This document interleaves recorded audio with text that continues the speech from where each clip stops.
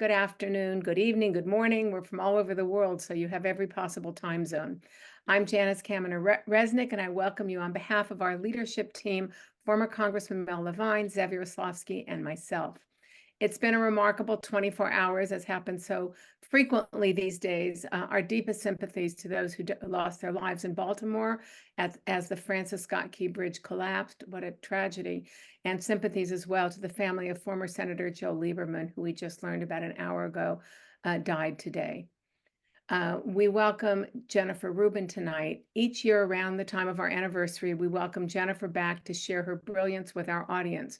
Thank you, Jennifer, for joining us again. And thank you also to Warren Olney, our esteemed moderator who's been with us from the beginning, for being here tonight.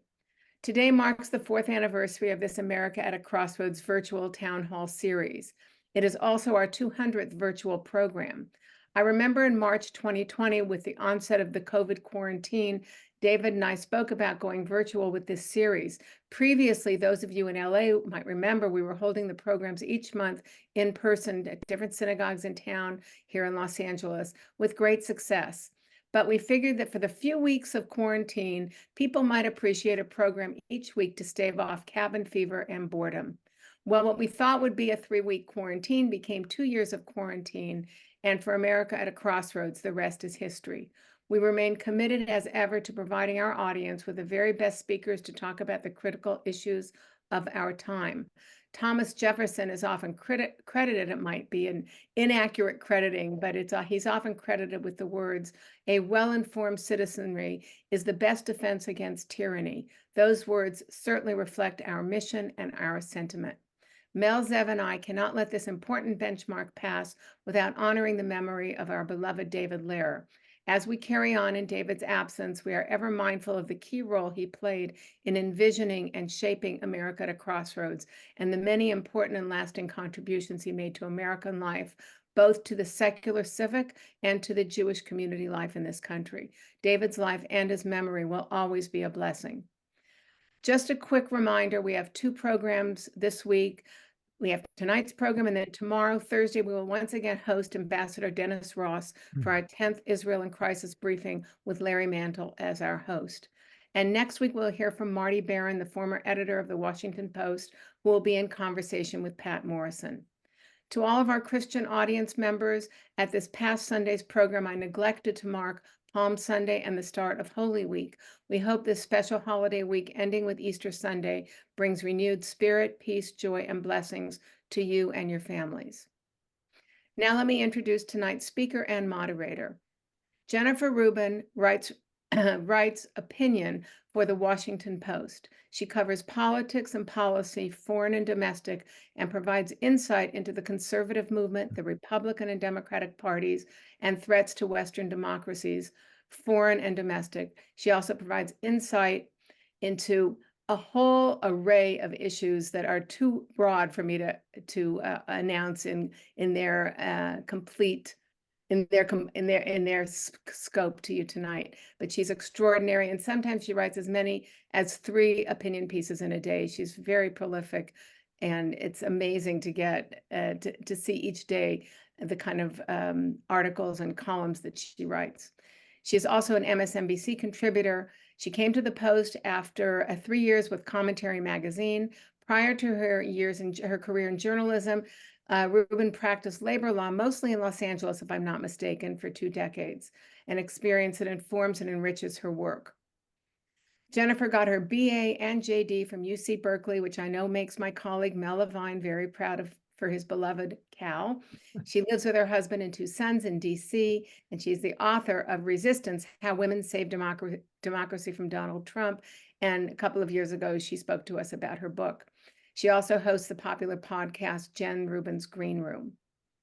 Very impressive, and we're so excited to have you back with us tonight. Warren Olney has decades of experience as an American broadcast journalist. He was the host and executive producer of the popular and long-running nationally syndicated public radio program To the Point, in addition to countless other programs he established and ran. He has received too many awards to note here, but perhaps the most impressive was the Lifetime Achievement Award he was awarded by a vote of his his journalist colleagues. So with that, I will now hand the program over to Warren. Warren? Thank you, Janice. As always, you have covered the territory beautifully, and thanks so much for that kind introduction. And Jennifer Rubin, I am honored to be with you again. It's great to be together, and so thanks so much for joining me. It's always a pleasure. We're like an old couple that gets back together. What was that play? Same time next year, where they rendezvous every year. So we're back. We were on the first America at a Crossroads program exactly, or almost exactly, 4 years ago. And the title was 3 Years of the Trump Administration. What has gone on and where are we headed? Now, I looked at the tape and, it's available on YouTube. And what I saw was Jennifer Rubin trying very hard to be optimistic in response to that question. Now we have Donald Trump running for re-election again, and he is asking Ronald Reagan's famous question, are you better off now than you were 4 years ago? So let me ask you, how would you respond to that question? Well, it is a hard haul at times, keeping one's optimism, but I remain optimistic. Well, I think Janice said it all. 4 years ago, we were all huddled in our homes. COVID had struck. We were going to lose hundreds of thousands of Americans because of Donald Trump's negligence. It's estimated that in excess of 400,000 unnecessary deaths took place. We headed into a recession, which to the policies that President Biden and the Congress enacted was more abbreviated than had previously been expected. We, of course, experienced a time of tremendous tension with our allies in NATO. We saw a president who was cavorting and encouraging dictators around the world. And we saw this nonstop attack on truth, on democracy, on the rule of law. And it continued until he left office. And of course, we then had January 6th, which was the first election in which we did not have a peaceful transfer of power because he incited a mob to run on the Capitol to try to prevent them from opening the electoral votes. And thank God it didn't succeed. But the damage to our institutions and the faith in our institutions, the faith in elections, I think that damage will not be undone for a while. So I gather your answer to the question is, yeah, we are better off now than we were 4 years ago. But isn't the real question, especially when you look at the polls and you look at the president, at the former president's standing at the moment, whether people really feel better than they did 4 years ago? Is that the question that we really need to look at? It's a great question. And my paper, other papers have talked to psychologists, sociologists, economists, trying to figure out why it is that Americans perceive things as much worse than they already are. One very easy example, when you ask them, are we in a recession? A very high percentage, usually more than a majority, more than 50%, say, yes, we are. Of course, we're not. We barely hit no growth for a period of time, and we've been growing, we've been adding jobs. So why is it that people feel so anxious, so negative, and really so despondent about our government? And I think there are a batch of reasons that have all come together. And it has, I think, very little to do with President Biden. I think we did experience a pandemic, which in some ways was a national trauma. It affected the way we worked, the way we lived. It had mental health ramifications for many families. It impacted our economy. We have been through a period of political unrest where we've seen violence on a scale we've not seen before. And we've had the exhaustion of social media. And I think that in and of itself, for people who want to remain engaged, is in some ways very discouraging, very despondent. Of course, it's also a font of misinformation, disinformation. But I think all of these things kind of together force people to get into, I think, a negative cycle. There are also obviously objective issues. Inflation and food inflation is a big issue for many families. While you can say mathematically, economically, wage rates have now on average outpaced inflation, that's not much solace to a homeowner, a family who they look at their grocery bill, it's higher. They look at gas prices and they vaguely remember it used to be something less than it is now. And that causes angst. And I think it's very hard to tell people you're really better off than you feel. And so I think the administration has to, and in the campaign, Democrats will have to kind of explain and refresh people's memories, which are short, where things were and what progress has been made. And I think without sugarcoating things, I think this is the argument that traditionally incumbents make, which is we're making progress. You don't want to go back. We haven't solved our problems, but we are moving in the right direction on climate, on the economy, on international relations. And if we go back and give up the progress we've made, and worse, put someone back in power who is increasingly irrational, increasingly committed to a tyrannical vision of the presidency, we're going to be in deep, deep trouble. Back to this question of whether people feel better or otherwise, it seems to me they don't want to remember. They seem to have forgotten. You mentioned the violence, the brutality. The most dramatic example of that, of course, was on January 6th at the United States Capitol, where something happened that hadn't happened since the Civil War. Former President Trump celebrates the people who are in prison for crimes that were committed on that day, federal crimes of violence. And he provides them as hostages. And at the beginning of speeches, he plays their voices, singing the anthem of the United States. It seems to be working. Well, it's working with a segment of his supporters. And I think people need to back away from the polls a little bit. I've written about this many, many times, that 8 months out, 9 months out of an election, it's really very hard to tell, particularly in this type of election where many people are going to like either one of the candidates and are eventually going to have to come to terms with the choice they have.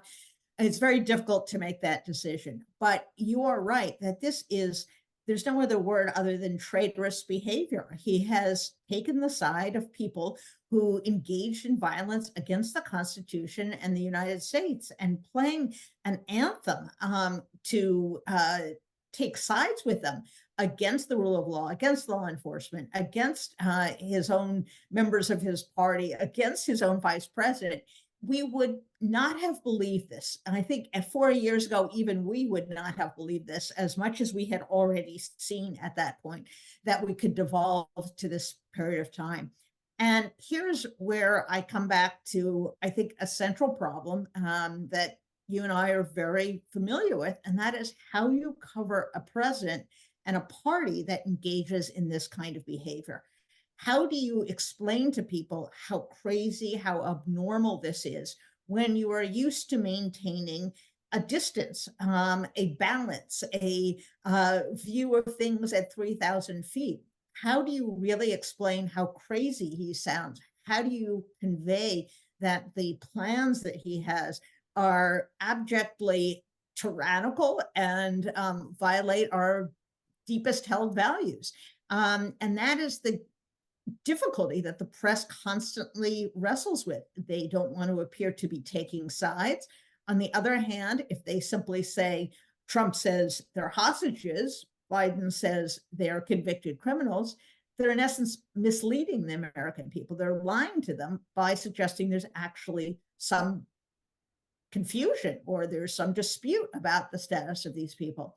So I think the media still has not figured out exactly how they're going to follow him.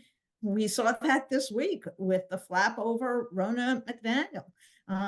Do you put these people on and present them as normal political talking heads, or do you have to draw the line when one party has so badly really broken any kind of social contract with the American people, any commitment to truth?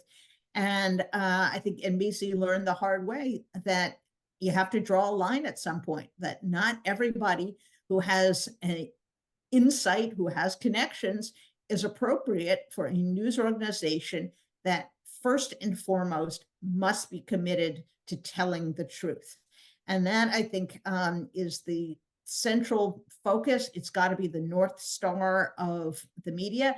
And I think sometimes they get intimidated, they get lost, they are striving to please people who are not going to be pleased. And I think they simply have to perpetuate the commitment, used to be written, I think it is still someplace on our new building at the Washington Post, to pursue the truth as best we are able. And that is really the journalistic mission. What do you think will happen as a result of what the reporters and commentators and anchor people at NBC and MSNBC did? A lot of them, of course, come from political campaigns of one side or the other. And you could say that they could be tarred by the same brush. But what they said was, no. Ronna McDaniels, in fact, perpetuated the big lie, which she finally retreated from when she was on that one appearance on MSNBC. And of course, she was present when then President Trump tried to change the results of the election in Michigan. So she's quite different in kind from them. But what about them? And do you think their actions will lead them to be respected more? Will they, do you think, or emerge as heroes, if you will, in the general public? Well, I think you're exactly right. The difference between someone who has a point of view and then transfers into the journalistic world, you've had people like George Stephanopoulos, who was people forget, or they weren't alive then. He was an aide to Bill Clinton, a very senior aide, but he made the transition and he committed himself to truth telling. He committed himself to a code of conduct in which he was going to report factually on the news. And I think we have to underscore again and again, it simply wasn't what Ronna McDaniel did. She was a participant in the plot to overthrow the election. She was part of those calls to Republicans to try to enlist them in a phony election scheme. She hasn't been charged with a crime, but frankly, at some point, I don't know that she is completely out of the woods on that count. So you're asking someone who, in essence, took the side of a president committed to committing a coup, and you're going to then present that person as any kind of truth teller. And I think you also have to come to terms with the fact that part of the guidebook now, if you will, of the MAGA movement is that they go to war with what they call the enemy of the people, that is a free and independent press.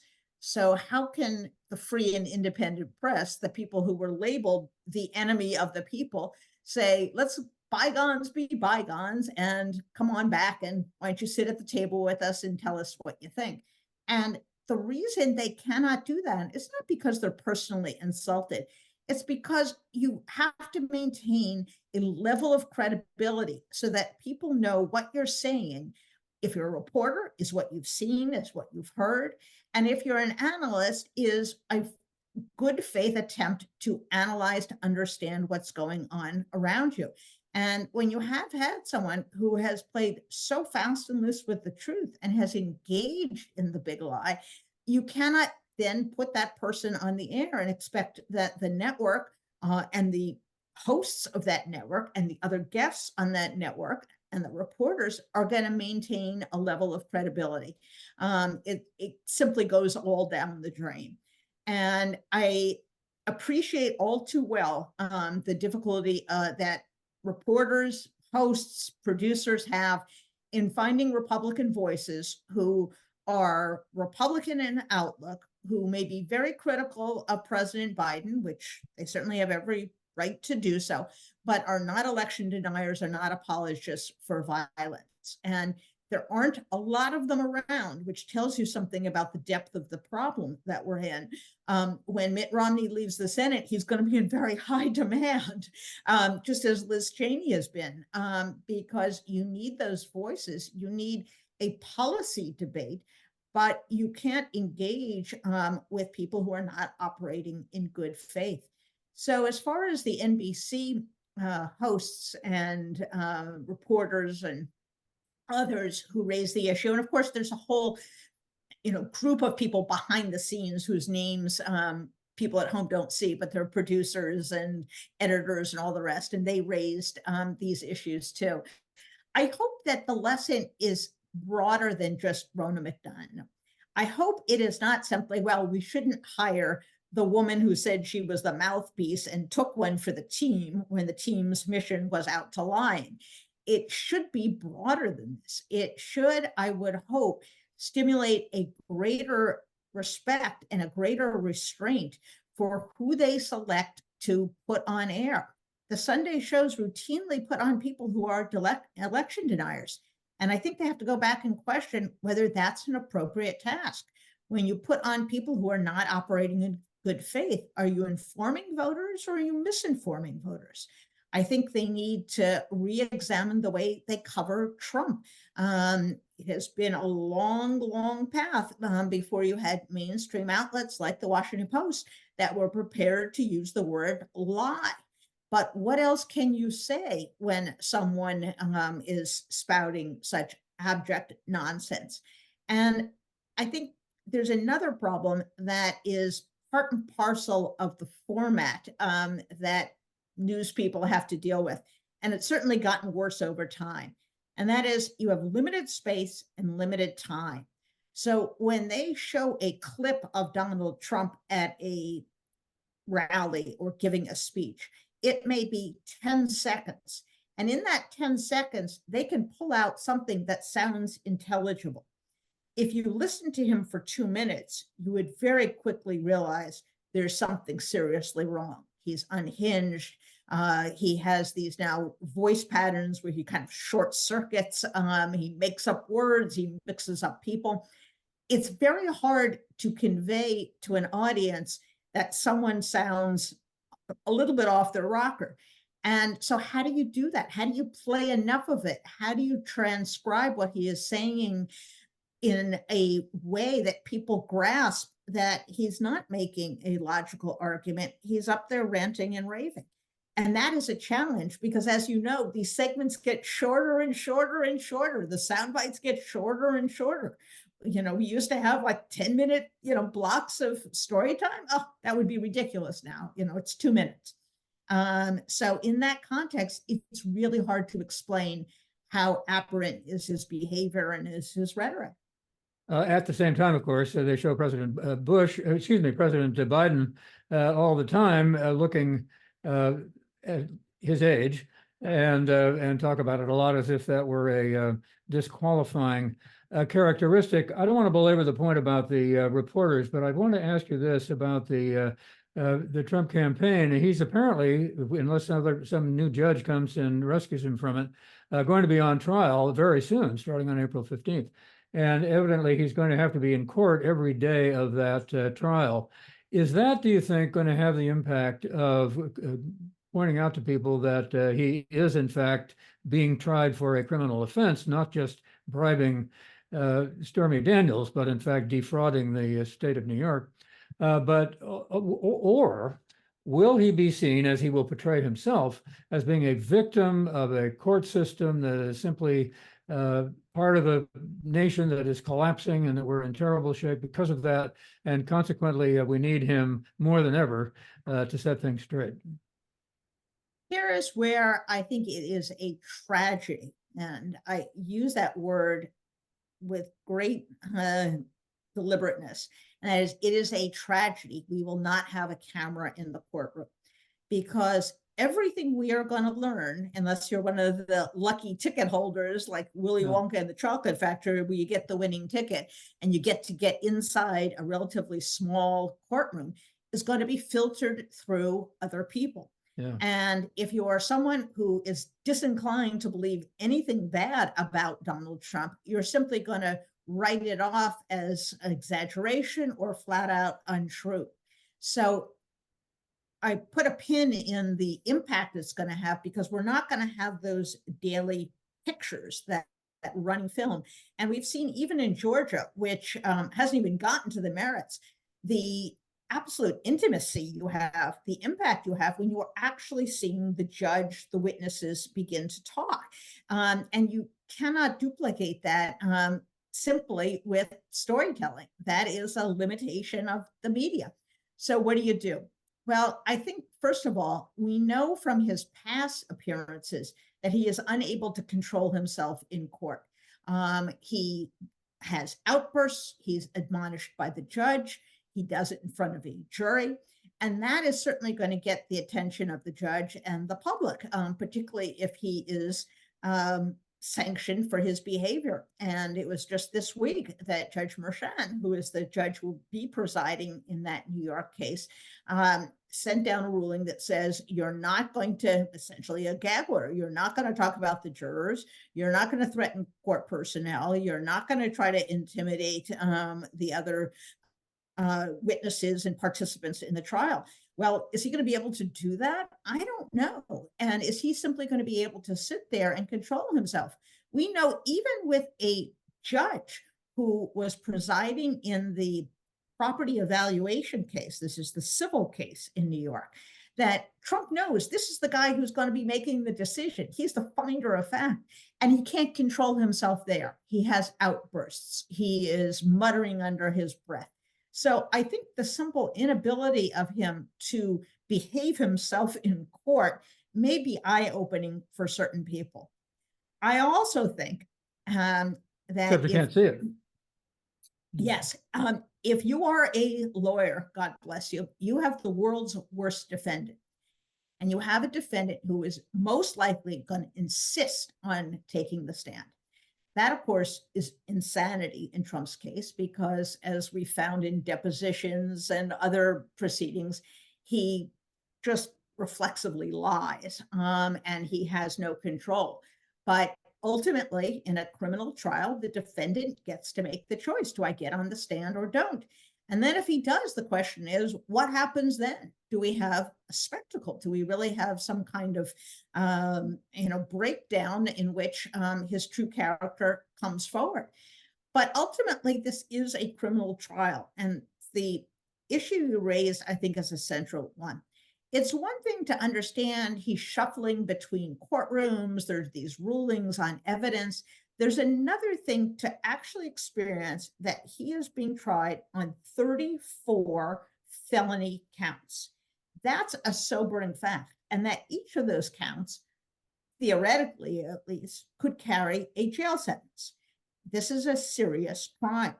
And I think some of the shorthand we use, some of the language we use, hush money, for example, minimizes the seriousness of what he did.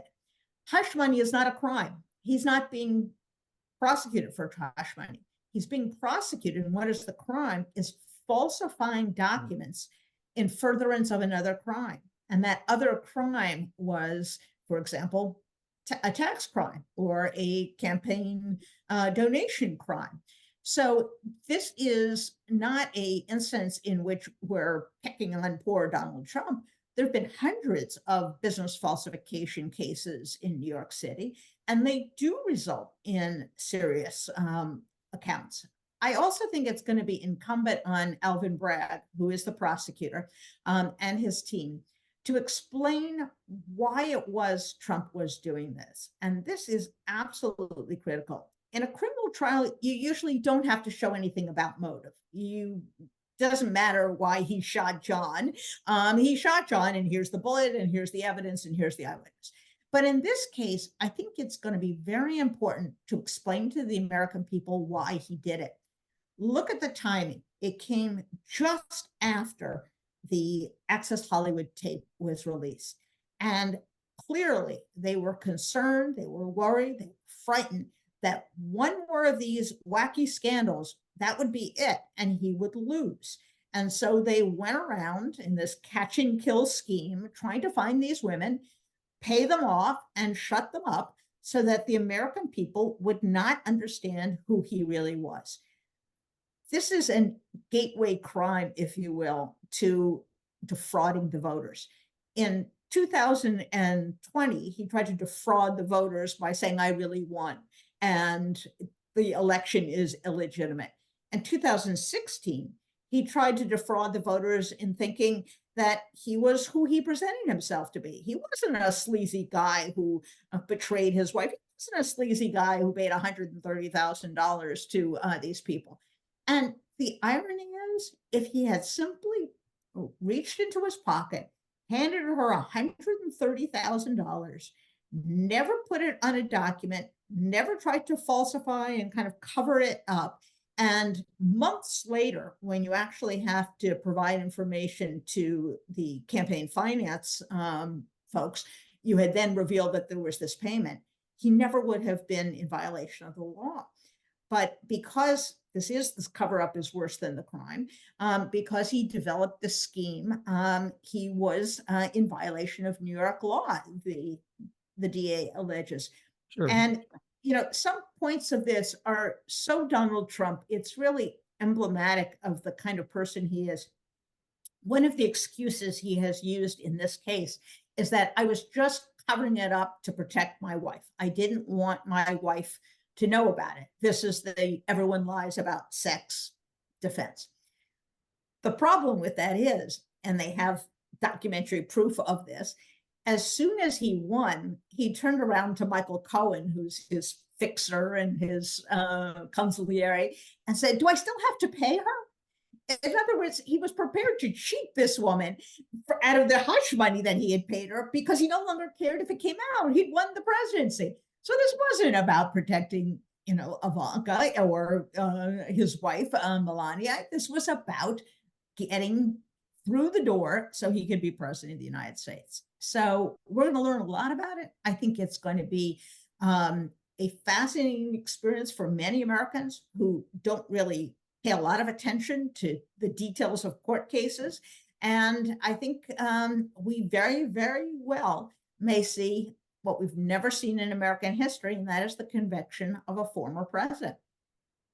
Let me ask you about a couple of things that you mentioned on the American at a Crossroads first program 4 years ago. First of all, with regard to the former president and immigration, you raised what you were described as the uniquely American issue of race, white racism, and xenophobia, which of course he has always exploited since he came down the escalator 8 years ago. You also talked about the worldwide trend toward right-wing populism. I want you to elaborate on that. And do you think, given these positions and the way that the populace feels, and the voting public presumably as well, that Donald Trump really does pose a threat to democracy? Yes, I think there are two things going on simultaneously. On one hand, you have a uniquely American phenomenon, which historians look at, and that is there have always been two visions of America. One is a pluralistic one, which small d democracy is the goal, in which race and religion do not determine your Americanness. And there's another vision of America that was traditionally held by what was the Confederate South, that this is a white Christian country and that government should act in service of this. This is not an exaggeration. If you listen to the current Speaker of the House, this is what he says. He's there to follow the Bible. It's going to inform what he does.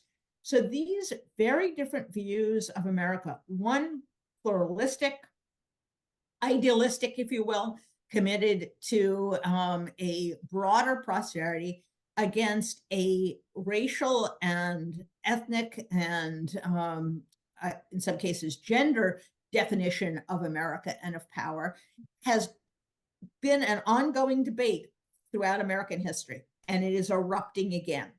And if you think it's not about the same thing, look at Texas. You have a governor of a major state who's saying, he's not going to listen to the federal government because Texas has the right to defend itself against what he calls this onslaught. We are back to nullification. We're back to states' rights. It's not a coincidence because, again, these two visions of America and the kind of language and the kind of arguments they use have existed throughout our history. What's different is that we actually elected someone who was a powerful spokesman for that view.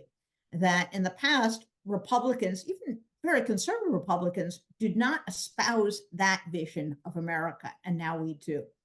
So on one hand, I think it's fair to say that you have a uniquely American phenomenon going on, but it is also true that you look around the world and that right-wing nationalistic movements, populist movements have been on the rise. And if you look at reports from groups like the Freedom House, they document the backsliding of democracies, that they are, in some cases, captured through free elections, and then the fascistic, the authoritarian power that gets in slowly begins undoing the cornerstones of democracy. We saw that in Hungary. We saw that in Poland, and then they recovered. Then they had an election in which they threw the right-wing populists out of power. But we've seen in virtually every election throughout Europe, we saw it in Brexit, that there has been this nationalistic movement that is pitted with people often from more rural areas who have a more traditional view of gender, of religion, against a much more urban, cosmopolitan population that is much more integrated into the global economy. And so it expresses itself in this political clash. And so it is both, and I think it's one of the reasons it is such a fascinating time, is when people say, is this just American or are we part of something bigger? I think the answer is yes. We're both. I want to go to the chat session and give our viewers an opportunity to ask some questions. And here's one that I find interesting. Do you think that some Republican politicians who don't actually like Trump, and apparently there are many of them, and they say so, but not in public, that they endorse him because they're afraid of vigilante or mob-style retaliation? Very specifically, how do you explain Mitch McConnell's endorsement of Trump when he so clearly dislikes him? Perhaps unfair to single out one person, but do you think that there is, in fact, that kind of thing going on that we're just not hearing about? Well, we do hear about it in little bits. Liz Cheney writes about this in her book. She describes that people during the impeachment proceedings, this was impeachment number 2, were intimidated. They were getting death threats. They were cowed by the mobs. And after January 6th, when people see what happens when the mob is sicked on, someone like Mr. Sterling, who was an election official, or the 2 women who were working at a poll, people see what that does to their lives. It creates havoc. It creates fear. These people wind up having to have security around the clock. Their children are threatened. Their spouses are threatened. So it is absolutely one element. But that's not, I think, what is driving Mitch McConnell. He's not worried about a mob showing up at his door. He is doing something else, and that is cutting a deal with the fascists. And we've seen this throughout history. There have always been conservatives who said, he's a little bit nuts. Well, don't bother with what he's saying. We'll control him. We'll make sure everything gets done. You're really going to have to vote for this guy because we'll be in charge. We'll get you tax cuts. We'll deregulate. We'll institute family values. And the problem with that is they don't control him. He controls them. So I think it's a combination of fear and disingenuousness. And the balance may be different for different figures. I also think it is true that we have, unfortunately, an era of politicians who see their offices as the highest aspiration they have ever had, the best job they will ever get, and never want to give it up. In the past, you would have in particular senators, but also congressmen, say, you know, if I have to take this vote and I lose my office, so be it. I'll go back to being fill in the blank, a businessman, a lawyer, a physician, a farmer, whatever it may be. And now you have people who, frankly, are of such a quality, they're not going to get any job that is as well paid, has as much status, has as much attention devoted to it. What would these people do? What would a Marjorie Taylor Greene, what would a Lauren Boebert do that would give her the amount of attention, the amount of status, the importance that she now has? And so when you have this combination of people who are desperate to hold on to what they have never been policy wonks, didn't go into politics to achieve political or policy aims. You have a crowd outside your door, potentially rattling the cage. You can understand why so many people capitulate. And that's, I cannot recommend Liz Cheney's book enough. Even if you've heard the story and you've read the papers and you followed the committee, it is such a perfect example of the fork in the road, that once you decide you're going to sacrifice your honor, your honesty, your oath of office, you're in for a penny, you're in for a pound, and you are just down that road. And she and a very small number of people said, I will not do that. They've been ostracized and they've lost their jobs. But for Liz Cheney, being a member of Congress was not her highest aspiration in life. And so she was able to make a different choice than many, many others. Several people are asking about the possibility of presidential candidate debates and whether you think it would be a good idea for Biden to get involved in them. It's my understanding that the Trump Republican Party has said they're not going to negotiate with the commission that sets up the debates. So I don't know, maybe he's going to walk away from them. But what do you think President Biden should do? And if it's possible, should he debate Donald Trump? Well, you're right. There is a presidential commission. They've actually set dates for the debates. I had to look them up so I could plan my vacation time later in the year. There are going to be 3 presidential debates, at least they're offering to have them, and they're going to have a vice presidential debate. I think if President Biden were asking my advice, and he really doesn't, I would say agree to participate in the presidential debates with the rules that they have used for every election now, going back to, and I forget when exactly the presidential debates began, when you had a commission that was Kennedy and Nixon began the debates, but the commission came later. Correct. And so, but it's now been, what, 20, 30 years that we have had these. Yeah. And I think he should say, of course, I will participate. I'm able to do it. I will get up there. We will have real moderators. We're not going to have a bunch of flunkies, and we're going to have real rules, and we're going to debate this. I do not think Donald Trump is capable or willing to debate. And part of this is, at some level, he and his team understand that if you get that 2 minutes of Donald Trump instead of the 10 seconds, that's very revealing and very bad for Donald Trump. And yes, he's going to interrupt, and yes, he's going to bully people. But I think his emotional, mental, moral condition is going to be hard to conceal. And he will come up with a million reasons not to do it. He also has a very practical reason for not doing it. And that is, he's going to be on trial, most likely, in one or more courtrooms. And if he is, he's not going to be out running around. And secondly, does he really want to answer questions in a debate that can then be used in one of these trials? So we're going to have the New York trial, even though the Supreme Court has kind of slowed down the works a bit. It's very possible we may have a trial in federal court in Washington, D.C. on the January 6 events that begins August, September, maybe even late September. That's when the debates are. So he is going to be unavailable because he's going to have to be in a courtroom. And when you think about that for a moment, it reminds you how kind of crazy this is. We have to wonder that a candidate won't be available because his criminal trials are going to interfere with his election. And that's what he's been arguing, by the way. He's been saying, this is election interference. You can't come in and mess up my campaign schedule.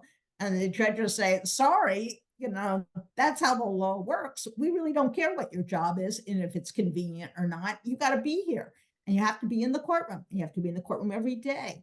So I think the chances of having a debate are relatively low. I don't think it's impossible, but relatively low. As Janice pointed out at the outset, you still consider yourself a conservative, but you are in fact supporting Joe Biden. How concerned are you about Robert F. Kennedy Jr., particularly now that he's chosen a vice presidential nominee who's got a pile of money? Well, first, I want to talk a little bit about the conservative issue. I think there's now a complete bastardization of what it means to be a conservative. When people say John Roberts is a conservative, or Clarence Thomas is a conservative, that's not what my definition of conservative is. But I think of myself in a conservative in the following way, which is I believe in the rule of law. I believe in incremental change. I believe in free markets. I believe in limited government. Those, of course, are not things that the current Republican Party signs up for. They're abhorrent to the Republican Party. So just to clarify that. As far as not only Robert F. Kennedy Jr., but the other minor characters who are going to be running, you have Cornel West, you have potentially a no labels candidate, although they have been unable to find someone. The difficulty is this. Donald Trump has a ceiling of about 46, 47% of the vote. And that's not just Donald Trump. No Republican since 2004, when Bush was running, has gotten really above that mark, 46, 47%. That's because generally we have become a more diverse, more, I think, cosmopolitan urban population, that if you just counted noses, there wouldn't be enough to make a Republican majority. So when you look at that and you say, okay, he's only going to get 47%, well, that's fine, we who love democracy say, because 100 minus 47 leaves 53% of the vote out there for Joe Biden or whoever is, the normal candidate who Democrats would put up. The difficulty is, what if each one of those minor characters gets 2, 3, 4% of the vote? Suddenly 47% or 46% or 45% or 44% is enough to win the election. Yeah. And that's what's so troubling. And I think the Democrats and the Biden team in particular understand something very important about resistance to authoritarian movements. And that is, if you're going to defeat them, everybody else has to be on one side.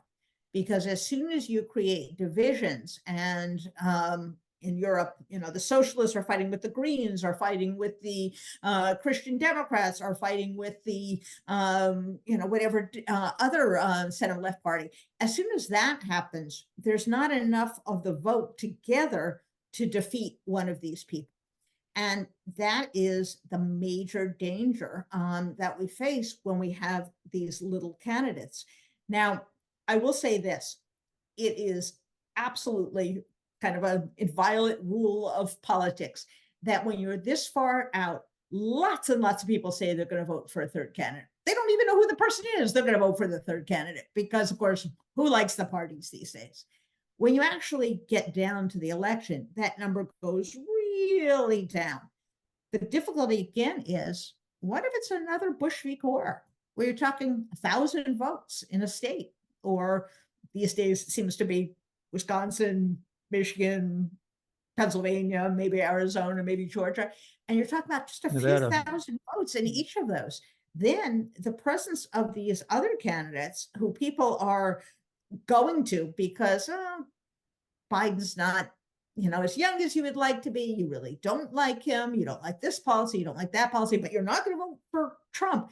When you do that, you then diminish what should be an electoral majority that is anti-Trump. And I think that's going to be one of the challenges that the Biden team has, is asking people not to throw away your vote, to explain to them that voting for a minor character, a minor candidate, is the same as bolstering Trump, because everybody else needs every single vote they can get in order to make sure that 46, 47% isn't enough to win the presidency.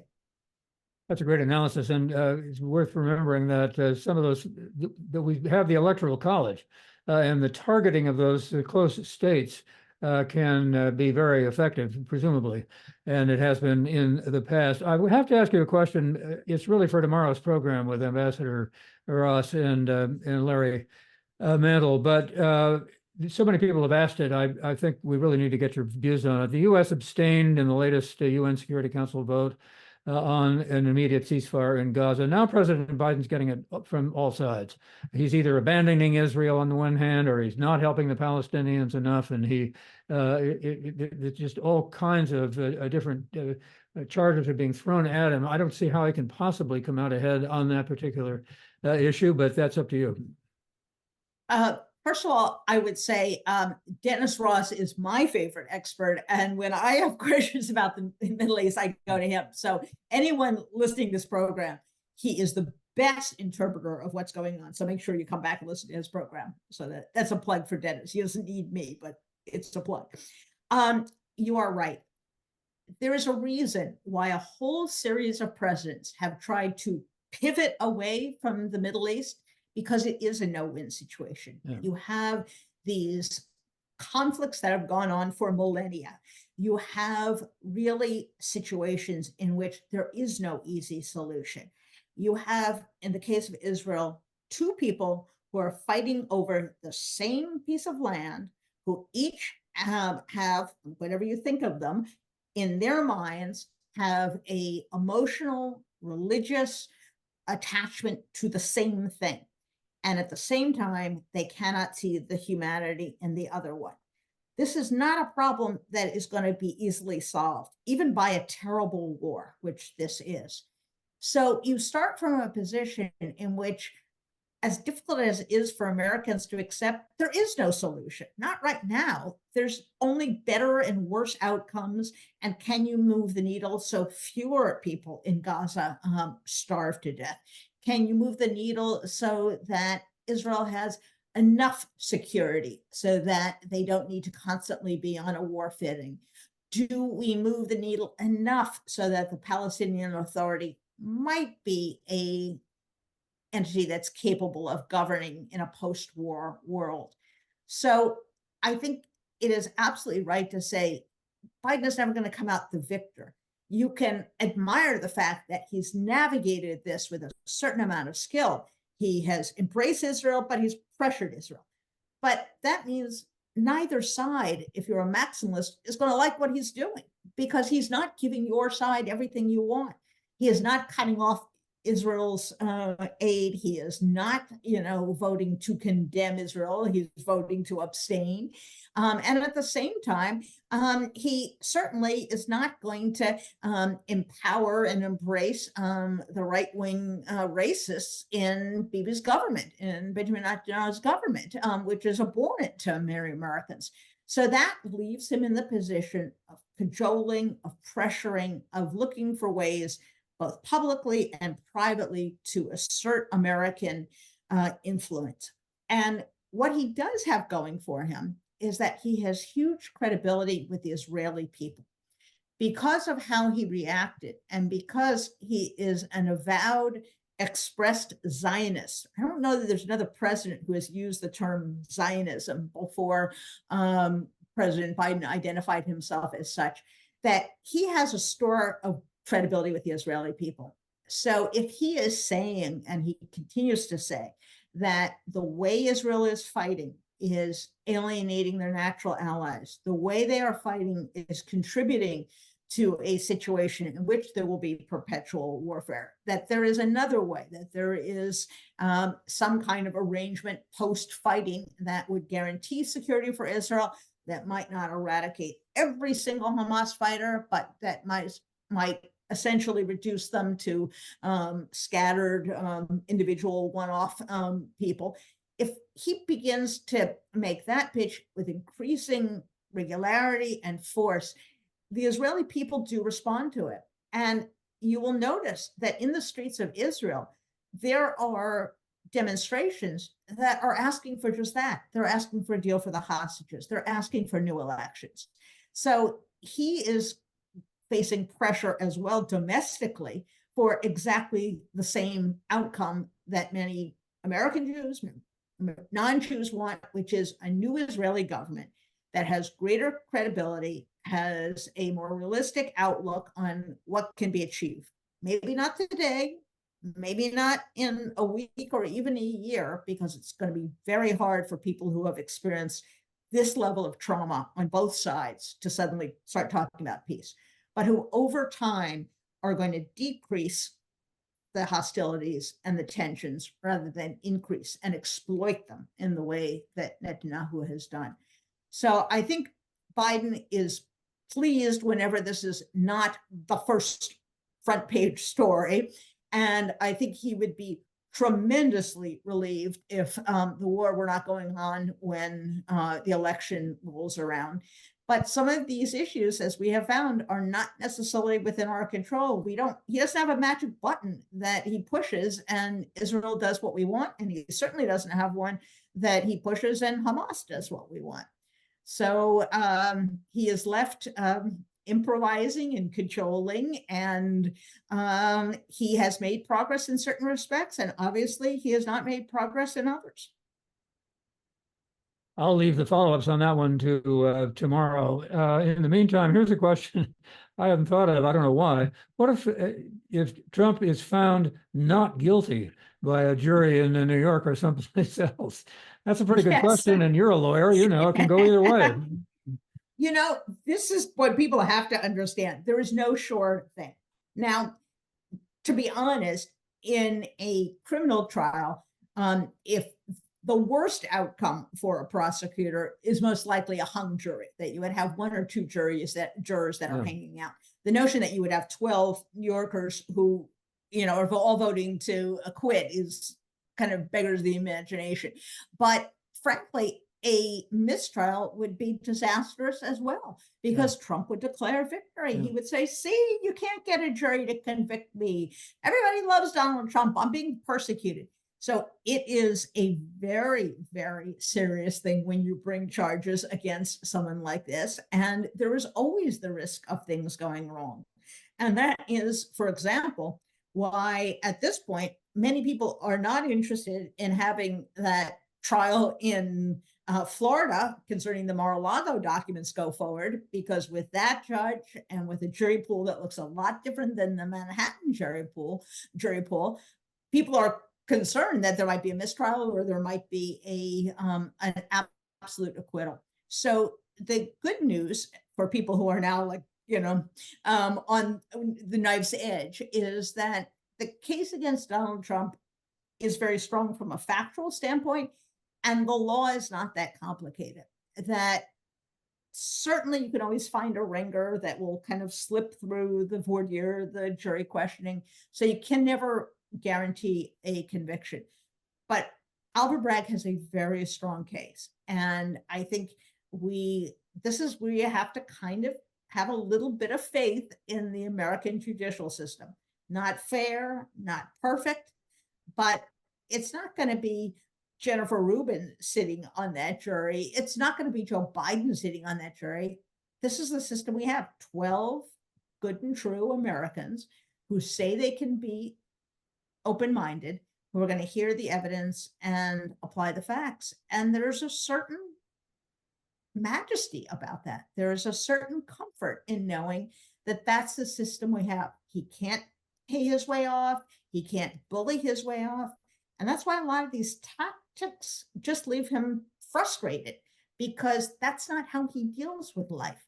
He pays people off. He, you know, has an IPO, a company with a ridiculous evaluation. He bullies people. He threatens people. He lies to people. That works in politics, unfortunately. It doesn't work in a courtroom. So I have some degree of hope, faith that the justice system is actually going to work in this case. Very quickly, we just have a few seconds left. It is a tradition established by the late David Lauer on this program to ask if you can't say something optimistic or something positive at the end of the program. I'll go back to my very first question of you when you were trying very hard to be optimistic 4 years ago. How about it? Yes. Well, look at the American people. Since they elected Donald Trump in 2016, they've exercised a lot of common sense and good judgment. They overwhelmingly voted for Democrats in 2018. In 2020, they did elect Joe Biden. They elected a Democratic House and a Democratic Senate. In 2022, which was supposed to be a big wipeout for them, they managed to increase their share of the vote in the Senate and barely lose the House. So when Americans actually get to the polls, they do not like to vote for craziness, chaos. That, in some respects, was the message we got from 2022. The election deniers in state offices, Carrie Lake and a whole bunch of these other folks, they all lost because when average people finally get to the jury box, to the ballot box rather, they really don't want insanity. And so I think we do have to have a little faith in our fellow Americans. Doesn't mean you don't have to work for it. Doesn't mean you shouldn't, just sit back and wait for the results. But I think that is a dynamic that we have seen play out. And I will say the other factor that is going in favor of the pro-democracy forces, it cannot be stressed enough that Dobbs, I think, has fundamentally changed our politics. It has lit a fire under Democrats. It has changed how people vote in purple states. We have seen a whole series of referenda on abortion rights, abortion access that have passed. Not a single one has been defeated since Dobbs. And in November, you're going to have many states that have abortion on the ballot. So I think a combination of those factors, I think we're going to survive. I think we're going to be okay. Won't be easy. People got to vote. People got to volunteer. People got to give their time and their money. But I think we're going to be okay. All right. Well, thank you for the assurance of survival. Jennifer Rubin, wonderful to be with you as always. Thank you so much for being with us. And let me remind everybody about tomorrow's program, Thursday's program. It's the 10th Israel in Crisis program on this series with Ambassador Dennis Ross and Larry Mantle. In the meantime, thanks all for watching. Be in good health and be safe today.